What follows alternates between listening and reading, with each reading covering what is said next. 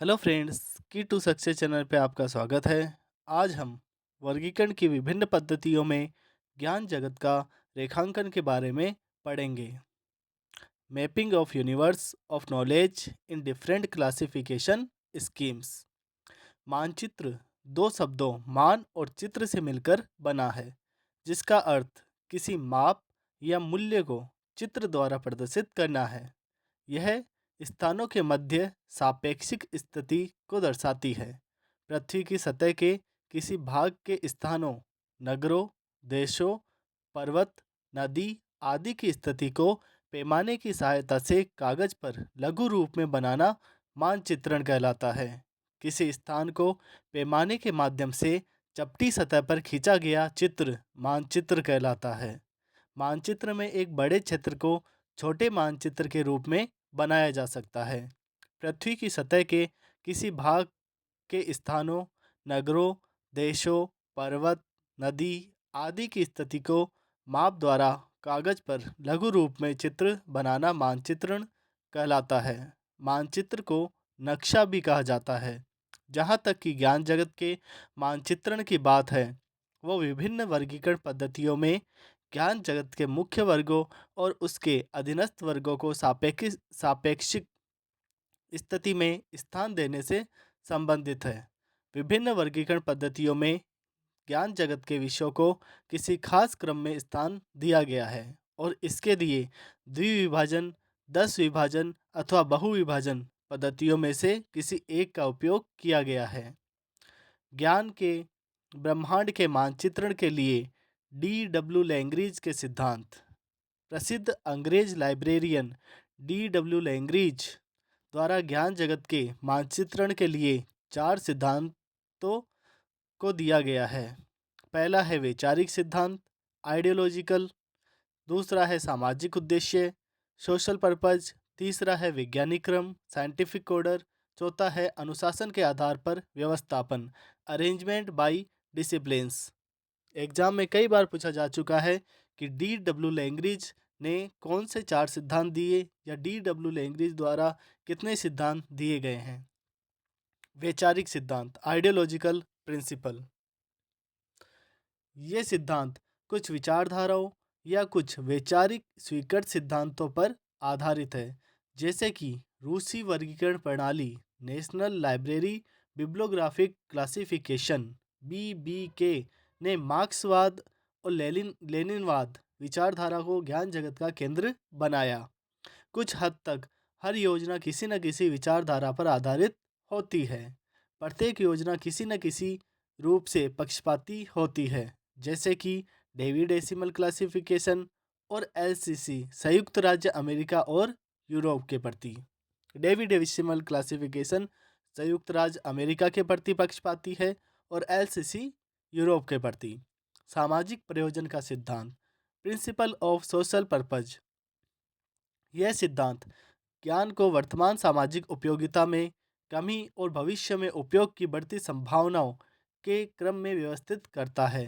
रंगानाथन इस सिद्धांत से थोड़े प्रभावित थे, लेकिन उन्होंने कभी भी इसे अपने कॉलन क्लासिफिकेशन के आधार के रूप में उपयोग नहीं किया। वैज्ञानिक क्रम, साइंटिफिक ऑर्डर।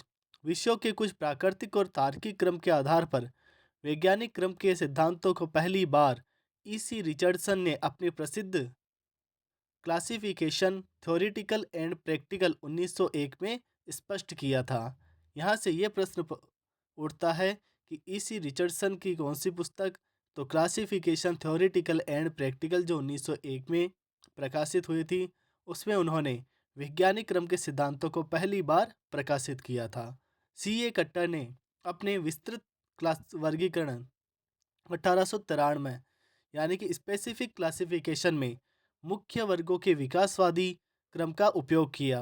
इन सिद्धांतों का उपयोग कुछ हद तक J.D. ब्राउन ने अपने विषय वर्गीकरण 1906 यानी कि सब्जेक्ट क्लासिफिकेशन 1906 में किया था और H.E. ब्लिस ने अपने बिब्लियोग्राफिक क्लासिफिकेशन 1935 में किया है।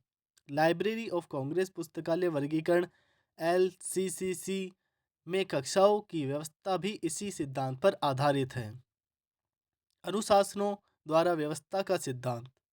इस पद्धति की पहली व्याख्या प्रसिद्ध अंग्रेज दार्शनिक, विद्वान और वैज्ञानिक फ्रांसिस बेकन ने अपनी पुस्तक एडवांसमेंट ऑफ लर्निंग 1605 में की है और इसे हैरिस ने आगे बढ़ाया।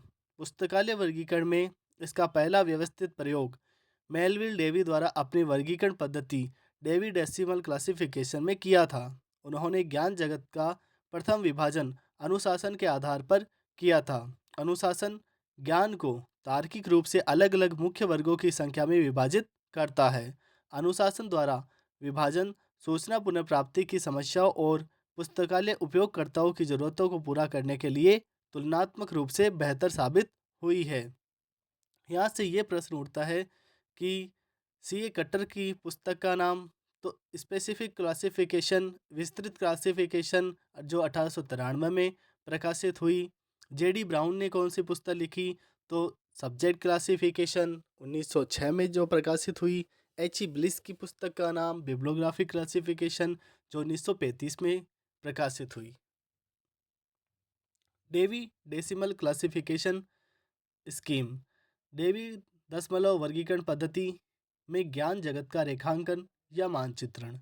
डेवी डेसिमल क्लासिफिकेशन एक प्रमुख पुस्तकालय वर्गीकरण पद्धति है जिसका विकास मेलविल डेवी द्वारा किया गया था और यह वर्गीकरण पद्धति फ्रांसिस बेकन और टी हैरिस के ज्ञान वर्गीकरण पद्धति पर आधारित है।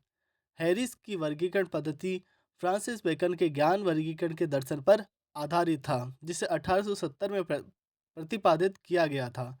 डेवी डेसिमल क्लासिफिकेशन को 1876 में इसे प्रथम बार प्रकाशित किया गया था जब विश्व में ज्ञान जगत को वर्गीकृत करने के लिए किसी भी तरह का मानक वर्गीकरण पद्धति का अभाव था। उस समय मेलविल डेवी द्वारा डेवी डेसिमल क्लासिफिकेशन का निर्माण संपूर्ण ज्ञान जगत को वर्गीकृत करने के लिए एक क्रांतिकारी कदम था। अतः उन्हें आधुनिक पुस्तकालय वर्गीकरण का पिता भी कहा जाता है। तो आधुनिक पुस्तकालय वर्गीकरण का पिता किसे कहा जाता है, तो मेलविल डेवी को कहा जाता है। यह वर्गीकरण पद्धति वर्तमान समय में विश्व के सभी देशों में समान रूप से उपयोग किया जाता है। डेवी डेसिमल क्लासिफिकेशन का प्रथम संस्करण एक classification and subject index for cataloguing and arranging the books and pamphlets of a library शीर्षक से 44 पृष्ठों में 1876 में प्रकाशित हुआ था। अभी तक इसका 23वां संस्करण प्रकाशित हो चुका है। वर्तमान में डेवी डेसिमल क्लासिफिकेशन का प्रकाशन OCLC द्वारा किया जा रहा है और वर्तमान प्रधान संपादक मिचेल पेंजर है। इसका ऑनलाइन एवं कंप्यूटरीकृत संस्करण Dewey for Windows, web Dewey CD-ROM भी उपलब्ध है। डेवी डेसिमल क्लासिफिकेशन में ज्ञान जगत का पहला विभाजन अनुशासन यानी कि डिसिप्लिन के रूप में 10 मुख्य वर्गों में तथा इसे पुनः 10 वर्गों में तथा उन्हें पुनः 10 फिर 10 इस तरह विभाजित किया गया है। DDC में ज्ञान जगत को 10 मुख्य वर्गों में 000 से 999 तक इस तरह विभाजित किया गया है। अब हम इसके अगले पार्ट में पढ़ेंगे फर्स्ट समरी, जिसको हम मेन क्लास कहते हैं, सेकंड समरी जो डिवीजन है, और थर्ड समरी जिसमें हम सेक्शन की बात करेंगे।